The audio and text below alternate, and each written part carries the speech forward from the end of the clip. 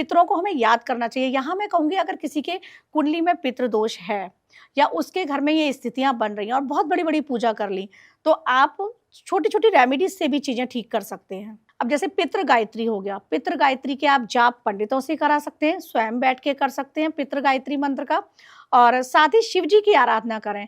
आपको नहीं पता है कि आपके पितृ कहाँ हैं या बहुत ज़्यादा समस्या आ रही हैं, तो शिव जी एक ऐसे हैं, उनमें आप सब कुछ मान सकते हैं। उनको गुरु भी मान सकते हैं, पितर भी मान सकते हैं, तो पितृ मानकर शिव जी की पूजा करें कि मुझे नहीं पता मेरे कौन पितृ हैं या किस वजह से प्रॉब्लम्स आ रही हैं। हाँ। शिव जी आप देखिएगा और आप इन समस्याओं को दूर कीजिएगा। इसमें करने में कुछ नहीं है। पिछले जन्म के जो भी कर्म है हमारे, उनके लिए डेली आप माफ़ी माँगो। शिवालय जाओ या घर में ही बैठ जाओ, उन पितरों से माफ़ी माँगो। अमावस्या वो तिथि होती है जब पितरों के निमित्त श्राद्ध किए जाते हैं। अब श्राद्ध पक्ष में अगर आप नहीं कर पाए, किसी भी माह की अमावस्या और चतुर्दशी वो तिथि है जब आप पितरों के निमित्त कर सकते हैं। त्रिपिंडी श्राद्ध होता है, नारायणी श्राद्ध होता है, ये श्राद्ध हैं।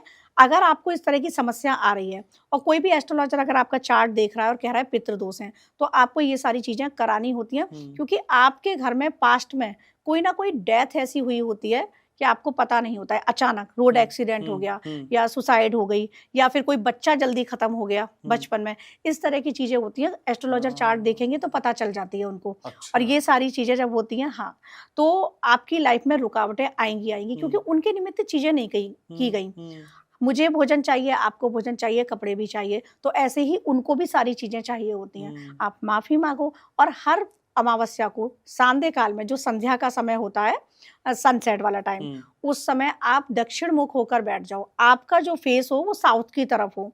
एक सरसों के तेल का आप दीपक लगाओ, उसमें काले तिल डाल दो और आर्यमा देव होते हैं पितरों के देव। अच्छा। पहले उनका स्मरण करो, हे आर्यमा देव, मेरे जो पितर हैं वो पितृलोक में, उनको स्थान दो और अच्छे से रहें। फिर अपने पितरों से जो भी गलतियां हुई हैं उनके लिए क्षमा प्रार्थना करो। ये ऐसी रेमेडीज है जिसमें बहुत कुछ नहीं लग रहा है और एवरी मंथ अमावस्या आती है, आप कर सकते हैं। ग्रहण जब आता है उस टाइम में भी अपने पितरों को याद किया जा सकता है। ग्रहण काल में बैठ के हम जैसे मंत्र सिद्ध करते हैं, वैसे ही अपने पितरों से भी आप माफी मांगो उस समय।